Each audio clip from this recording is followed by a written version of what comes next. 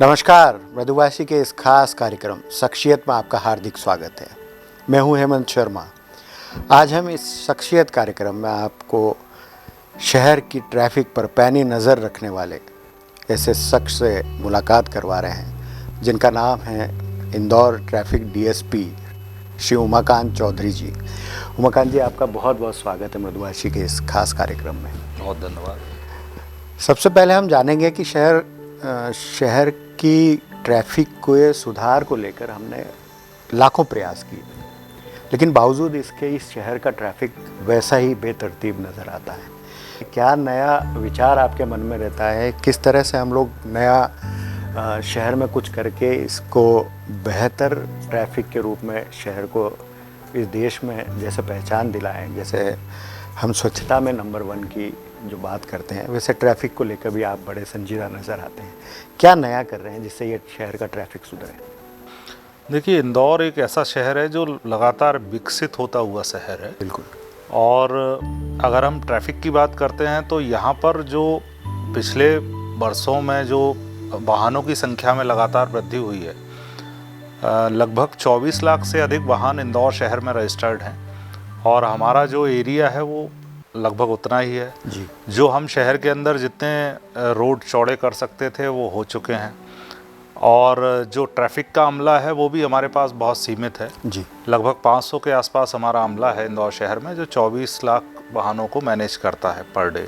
Registered वाहन है और इस अमले में हमारे पास सभी अधिकारी से लेके कांस्टेबल तक की संख्या है जी। तो एक तो हमें अमला बढ़ाने की आवश्यकता है, जो लगातार हमारे वरिष्ठ अधिकारी जो भी उपलब्ध हमारा बल है उसमें से बढ़ाते हैं जी। साथ में हमें इंजीनियरिंग पार्ट पे बहुत कुछ करने की आवश्यकता है इस शहर में।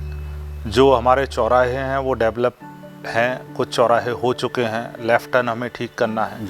कई जगह पे रोटरियां लगी हुई हैं और वहाँ सिग्नल लग चुके हैं तो वो रोटरियां अपने आप में बाधक हैं वहाँ, तो उनको हटाए जाना है या उनको और छोटी किया जाना है। और साथ में अवेयरनेस के जो कैंपेन है वो हमें चलाने की आवश्यकता है, जो कि इंदौर पुलिस लगातार पिछले कई वर्षों से काम कर रही है और हम बहुत सारी ऐसी संस्थाओं के साथ जिसमें न केवल एजुकेशन संस्थान हैं बल्कि सामाजिक संस्थाओं के साथ मिलकर लगातार इस दिशा में काम कर रहे हैं।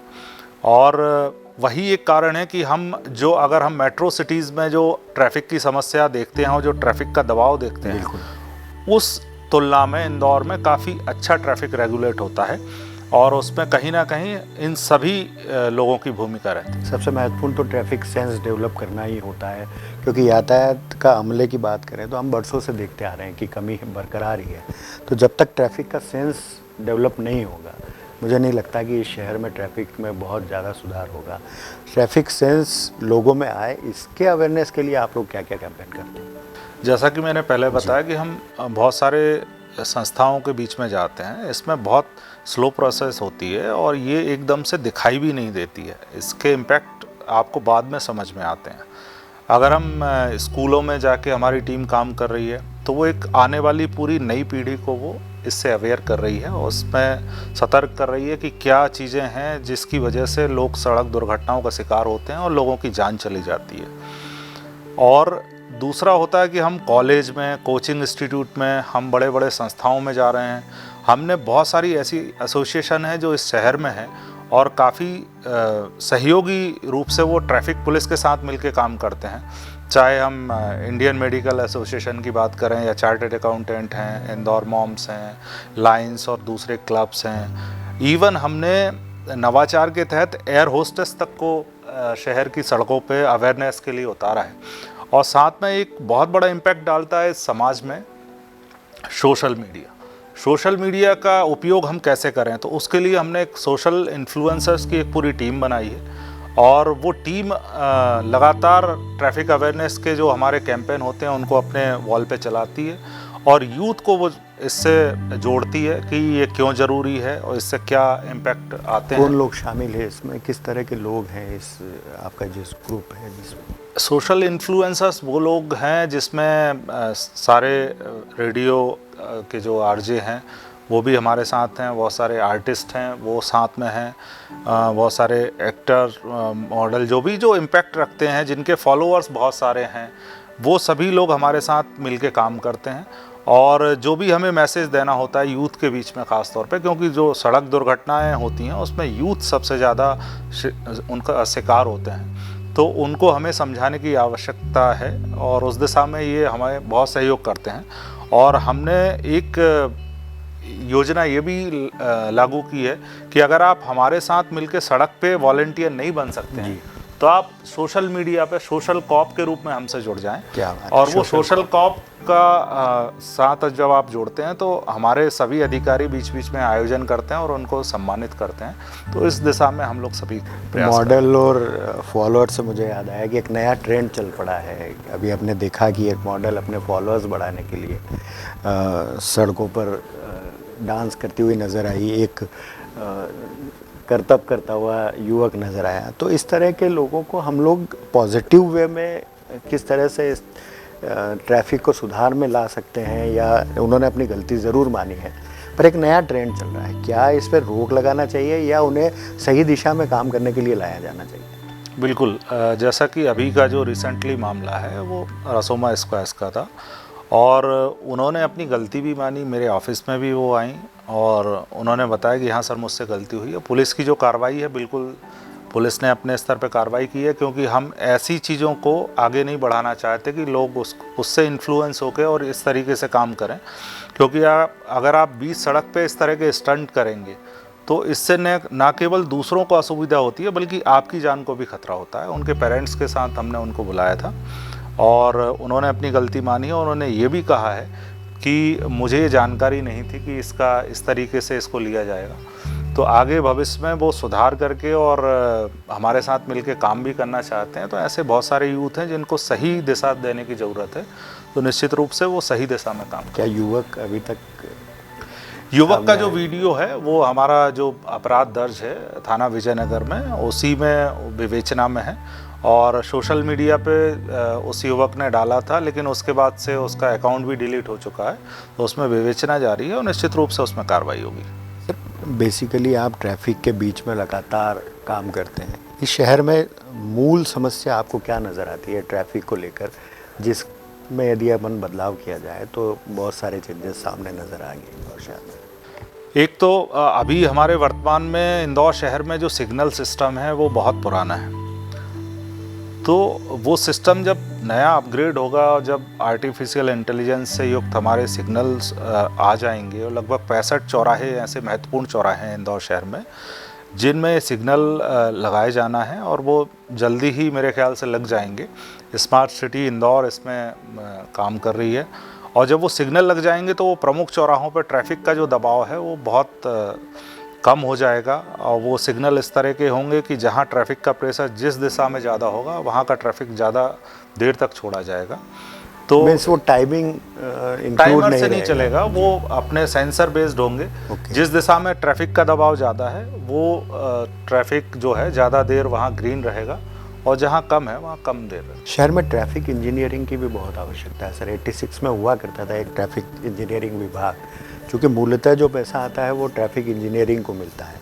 आप इन्फोर्समेंट के रूप में एक तरह से काम करते हैं, तो इस शहर में ट्रैफिक इंजीनियरिंग को एक बार फिर से लागू करना या उसी के तहत काम करना, उसी को आगे लेके जाना, क्या लगता है आवश्यकता महसूस हो रही है अब? क्योंकि शहर बढ़ता जा रहा है, ग्रो कर रहा है, गाड़ियाँ बढ़ती जा रही है, सड़कें वैसी की वैसी है।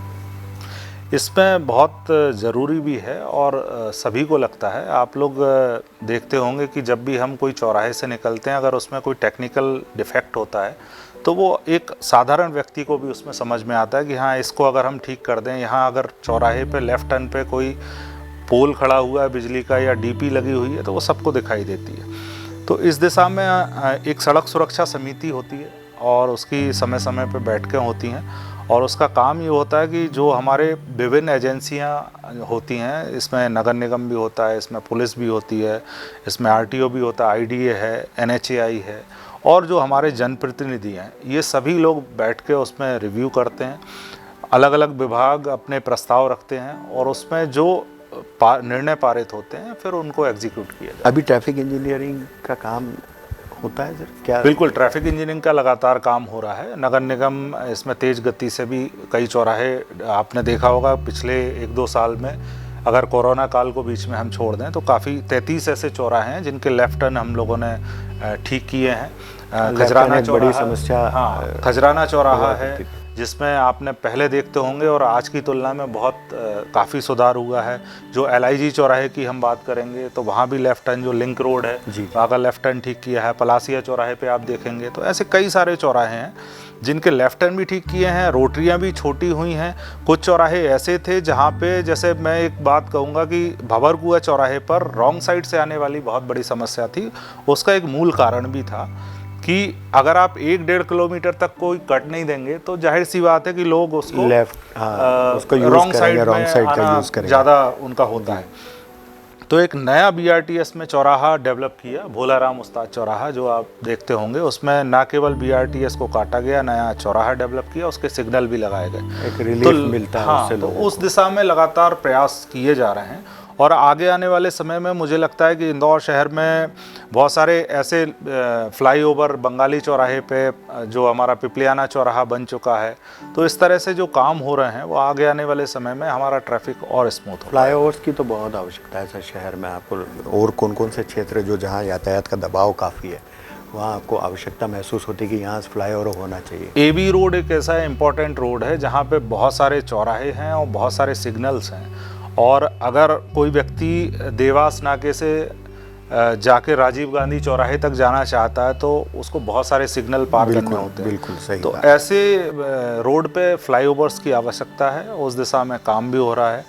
और अगर रिंग रोड की हम बात करें तो वहाँ ऑलरेडी फ्लाईओवर, 2 फ्लाईओवर, एक बन चुका है पिपलियाना पे, बंगाली पे बन रहा है, और आगे आने वाले समय में जो हमारा बाईपास है उस पर भी फ्लाईओवर्स बनाने की आवश्यकता महसूस हो रही है। उस दिशा में भी लगातार जो DPR बन रही हैं। अभी रिसेंटली हमारे जो भारत सरकार के मंत्री आए थे, नितिन गडकरी जी, उन्होंने भी उसको अपनी प्राथमिकताओं में लिया है, और माननीय मुख्यमंत्री जी के साथ मीटिंग्स भी काफ़ी हुई हैं। तो मुझे लगता है कि आने वाले समय में इंदौर शहर में इस दिशा में बहुत तेज़ी से काम। बिल्कुल, ट्रैफिक सुधार में तो आप लोग लगातार लीन रहते ही हैं, कहीं ना कहीं नवाचार दिखाई देता है। इंदौर शहर में कितने ब्लैक स्पॉट अभी मौजूद है सर जहाँ पे एक्सीडेंट या दूसरे घटनाएं ज़्यादा हो रही है, और उनमें किस तरह के सुधार आप लोग कर रहे हैं, क्योंकि इसमें बदलाव भी होता रहता है? ब्लैक स्पॉट हमारे यहाँ, अगर मैं 2015 के आसपास की बात करूँगा तो हमारे यहाँ 30 से ज़्यादा ब्लैक स्पॉट थे, और वो पिछले साल जो उनकी संख्या में कमी होकर वो 10 ही बचे हुए थे। और इनका हर साल रिव्यू होता है, पिछले 3 साल के दुर्घटनाओं के आंकड़े के आधार पे ये स्पॉट बनाए जाते हैं। और पिछले साल की तुलना में इस साल हमारे पास 15 ब्लैक स्पॉट अभी वर्तमान में हैं, जो इंदौर पूरे ज़िले में हैं, जिसमें से कि काफ़ी सारे ब्लैक स्पॉट हैं जो हाईवे पे हैं और ग्रामीण क्षेत्र भी उसमें लगता है। तो इन ब्लैक स्पॉट को अलग अलग एजेंसियां डील करती हैं। वो रोड के ऊपर होता है कि अगर शहर के अंदर का रोड नगर निगम के पास है, अगर मैं बापट स्क्वायर की बात करूँगा तो वो IDA के पास है, अगर लवकुश चौराहे पे जहाँ बहुत सारे एक्सीडेंट हुए हैं वो MPRDC के पास है, अगर हम वैष्णव ढाबे की बात करेंगे मानपुर में तो वो NHAI के पास है। तो इस तरह की अलग अलग विभिन्न एजेंसियों के पास हम लोग समन्वय करते हैं। और इसमें हम लोगों ने एक नवाचार भी किया था बीच में कि कोई भी एक्सीडेंट होता है तो हमारी टीम उसमें केवल थाना पुलिस ही इन्वेस्टिगेशन करेगी ऐसा नहीं है, ट्रैफिक के अधिकारी जाते थे। आज कोई एक्सीडेंट हुआ है तो उसकी जैसे ही रात को रिपोर्ट आती थी हर थाना स्तर पर, और उसमें अगर किसी की मृत्यु हुई है तो DSP स्तर का अधिकारी, उससे अगर कोई घायल हुआ है तो हमारे जो इंस्पेक्टर या सूबेदार या सब इंस्पेक्टर हैं वो जाते थे और उसकी प्रॉपर उसी समय में जानकारी लेते थे कि क्या कारण है जिसकी वजह से यहाँ लगातार दुर्घटनाएं हो रही हैं। तो वो दुर्घटनाओं का कारण भी निकल के आया और उसके परिणाम भी ऐसे आए कि हमने विभिन्न एजेंसियों से समन्वय करके उन कारणों को सुधार किया। कहीं तेज़ गति की समस्या थी, कहीं लेफ्ट टर्न अचानक हो रहा था, कहीं संकेतक लगाए जाने की आवश्यकता थी, कहीं लाइट की समस्या थी रात में। तो इन सारी बातों का एक निचोड़ निकाल के जब पूरी बैठक की गई और विभिन्न संस्थान से मिलके काम किया तो उस दिशा में अच्छे परिणाम निकल के आए हैं और उसी कारण से ब्लैक स्पॉट की संख्या जो है इंदौर में कम हुई। बिल्कुल सर, नवाचार से ही चीज़ों में सुधार की आवश्यकता भी है और होगा भी सुधार वैसे ही। अभी और क्या क्या ऐसी चीज़ें हैं जो नवाचार के रूप में इंदौर पब्लिक के लोग सामने आएगा और किस तरह का आप लोग प्लानिंग कर रहे हैं? जैसे एक वर्षगांठ का एक प्लानिंग जो है वो लोगों में घर कर रहा है, और जो नियम तोड़ रहे हैं उन्हें आप ट्रैफिक के सुधार में लगा रहे हैं, वो भी एक काफ़ी। तो इस तरह के और क्या क्या नवाचार लोगों के सामने आएंगे जो ट्रैफिक के सुधार में काम करेंगे? देखिए, ये सभी नवाचार इसलिए किए जाते हैं कि लोगों में ये सेंस डेवलप हो, लोग ये समझ पाएँ कि अगर उनका चालान बनाया जा रहा है तो वो इसलिए नहीं बनाया जा रहा है कि हमें कोई रेवेन्यू इकट्ठा करना है। ये बेसिकली इन्फोर्समेंट का हिस्सा है। और अगर लोगों में सेंस इन्फोर्समेंट, एक और बात मैं बताना चाहूँगा कि मध्य प्रदेश में हम लोगों ने अभी तक अगस्त महीने तक करीब 51,000 लोगों पे कार्रवाई की है और 2.5 करोड़ के आसपास जुर्माना वसूल किया है, जो कि मध्य प्रदेश में सर्वाधिक है। लेकिन उसके बावजूद भी वो चीज़ दिखाई नहीं देती है जो लोगों में कि ट्रैफिक सेंस उनमें है, या रॉन्ग साइड हमें नहीं जाना है, सिग्नल को हमें क्रॉस नहीं करना है। कहा जाए तो केवल डंडे के बल पे ही ट्रैफिक का सुधार नहीं हो सकता, लोगों को साथ लेकर जागरूकता फैलाकर सभी को एकजुट करके उसमें सुधार की आवश्यकता भी महसूस की जाती है। बिल्कुल। मैं आपको बता दूं कि उमाकांत जी केवल ट्रैफिक सुधार पर सड़कों पर ही नज़र नहीं आते हैं, बल्कि कैमरे के सामने कपिल शर्मा शो, केबीसी या अलग अलग फॉर्म पे भी नज़र आए। मध्य प्रदेश के दूरदर्शन में भी आपके कई इंटरव्यूज़ हुए। तो किस तरह के एक अवेयरनेस आप इनके माध्यम से फैलाते हैं? देखिए, आपको आवश्यकता होती है इन प्लेटफॉर्म्स की, लोगों तक आप कैसे पहुँचें, अपनी बात को आप बताएं। जितने लोगों के बीच में आपकी रीच होगी, अब ज़माना ऐसा नहीं है कि आप केवल सड़क पे चौराहे पे खड़े होकर जो लोग, कुछ लोग जो निकल रहे हैं उनको अवेयर करने से ही हो जाएगा। उसके लिए आपकी बहुत ज़रूरी है कि आप छोटे छोटे बच्चों के बीच में, हर स्कूल में हम लोग जाते हैं, हर कॉलेज में जाते हैं, बहुत सारे कोचिंग संस्थान जो इंदौर में हैं उनमें हम लोग जाते हैं, साथ में इन्फ्लुएंसर्स के बीच में जाते हैं, और जो मीडिया के जो बाकी समूह हैं इनके साथ मिलके जब हम अपनी बात रखते हैं तो लोग उस बात को समझते हैं और उसकी प्रशंसा भी करते हैं और हमारे साथ मिलके काम करते हैं। क्योंकि हमने जो इंदौर शहर में अभी जो, मुझे ये कहने में बिल्कुल संकोच नहीं है कि केवल ट्रैफिक के सीमित अमले के साथ हम इतने बड़े ट्रैफिक के दबाव को मैनेज नहीं कर सकते। इसमें जो हमारे वॉलंटियर्स हैं उनकी बहुत महत्वपूर्ण भूमिका है और उनके कारण ही हम लोग इस इतने बड़े शहर को मैनेज करते हैं। इसे ही कहते हैं ट्रैफिक इंजीनियरिंग या सोशल इंजीनियरिंग। जब तक लोगों का साथ नहीं मिलेगा तो शहर ये स्वच्छता में नंबर 1 नहीं हो सकता था। लोगों ने उसे बनाया है। वैसे ही शहर के यातायात को यदि सुधार करना है तो लोगों को एकजुट होकर से एक जागरूकता फैलाना होगी, खुद के सेंस को डेवलप करना होगा और यातायात के नियमों का पालन करना होगा। तो आज के कार्यक्रम में उमाकांत चौधरी साहब ने ट्रैफिक के सुधार को लेकर किस तरह के नवाचार किए जा रहे हैं वह आपके सामने रखा। सर, आपका बहुत बहुत धन्यवाद मधुभाषी के इस खास कार्यक्रम में आपने समय दिया। अगले कार्यक्रम में एक बार फिर हम किसी शख्सियत के साथ आपके साथ रूबरू होंगे। तब तक के लिए इजाज़त दीजिए। नमस्कार। नमस्कार।